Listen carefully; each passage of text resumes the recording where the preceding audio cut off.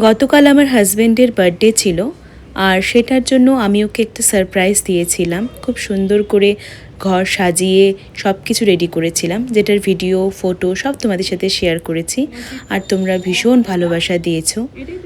তো চলো এর পেছনের স্টোরিটা একটু শেয়ার করি তোমাদের সাথে, যে কিভাবে সমস্ত কিছু আমি অ্যারেঞ্জ করলাম। কালকে হাজব্যান্ডের বার্থডে, আর আজকে রাতে ওকে কিছু একটা সারপ্রাইজ দেবো। বাট সারপ্রাইজ দেওয়ার জন্য আমাকে বাইরে যেতে হবে, কারণ কেক আনতে হবে, সে তো কিছু রেডি করতে হবে। জন্মদিনের রাতের বেলায় আমি ওকে সারপ্রাইজটা দেবো ভেবেছিলাম। তার জন্য ও অফিস যাওয়ার পরে আমি বাইরে গিয়ে সমস্ত কিছু কিনে এনেছিলাম, যা যা আমি দেবো ভেবেছি। তো দেখো আমি এখানে রেডি হয়ে নিয়েছিলাম, আর প্রচণ্ড গরম ছিল, তার জন্য আমি ভীষণ লাইট কালার একদম হালকা পাতলা একটা ড্রেস পরে নিয়েছি। আর বাইরে যাওয়ার জন্য তো চশমা বা সানগ্লাস মাস্ট, তো সেটা নিতেই হবে, ক্যারি করতেই হবে, তাই সেটা আমি ক্যারি করে নিয়েছিলাম। যা গরম পড়েছে, সানগ্লাস ছাড়া বাইরে বেরোনোটা জাস্ট ভাবা যায় না। দেখো দাঁড়িয়ে দাঁড়িয়ে ঘেমে যাচ্ছি, দাঁড়িয়ে দাঁড়িয়ে। তো প্রথমেই চলে গিয়েছিলাম আমি একটা বুকে নেওয়ার জন্যে। আমি গিয়েছিলাম শিলিগুড়িতে হাতি মোড়ে, খুব ভালো যে ফুলের দোকানগুলো আছে সেখান থেকেই আমি নেই। তো ওখানে এই কাকুর দোকানটা আমার একদম চেনা, কারণ আমি এখানে কাজের জন্য এখান থেকে ফুল নেই। তো তোমাদেরও যদি কারোর পছন্দ হয় তো তোমরা এখান থেকে নিতে পারো, কারণ এখানে কাকু খুব সুন্দর করে বানিয়ে দেয়, আর অনেক একদম রিজনেবল প্রাইসের মধ্যেই বানিয়ে দেয়। তো আমাকে খুব সুন্দর একটা ফ্লাওয়ার বুকে বানিয়ে দিয়েছিল ভীষণ রিজনেবল প্রাইসের মধ্যে। দেখো বুকেটা কতটা সুন্দর।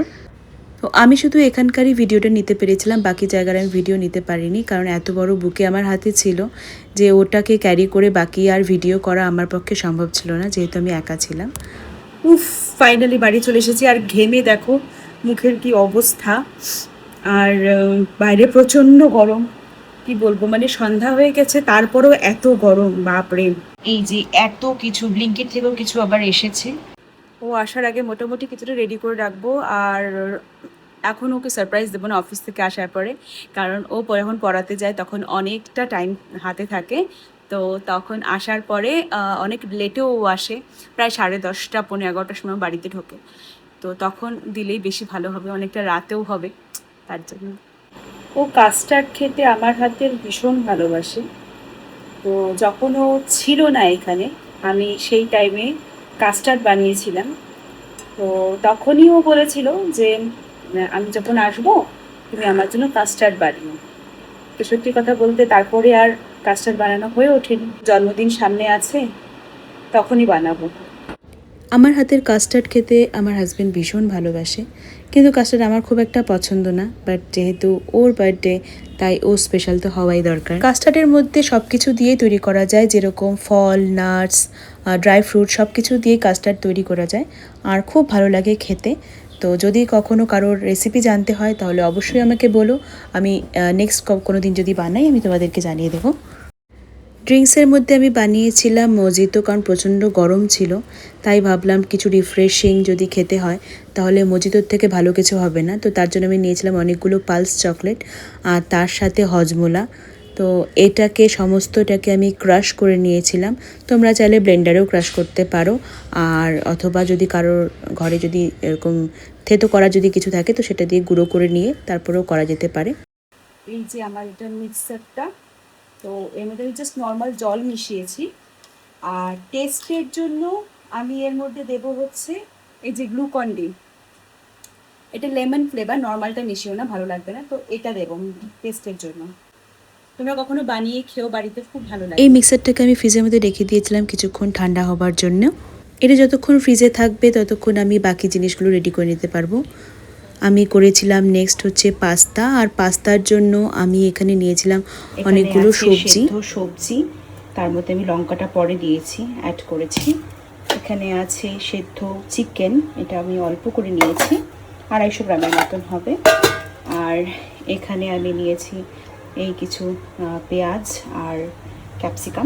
আমি একটু অন্যরকমভাবে পাস্তাটা খাই, আর এটা খেতেও খুব ভালো হয় আর ভীষণ হেলদিও, কারণ এই পাস্তাটা কোনো ময়দার পাস্তা না, এটা হচ্ছে, আর এটা খুব ভালো হয়। বাড়িতে যা যা সবজি থাকে সমস্ত কিছু আমি কেটে নিয়ে সামান্য ঘি বা কোনো বাটারে আমি একটু জাস্ট সব সবজিগুলোকে সেদ্ধ করা সবজিগুলোকে আমি দিয়ে সতে করে নিই।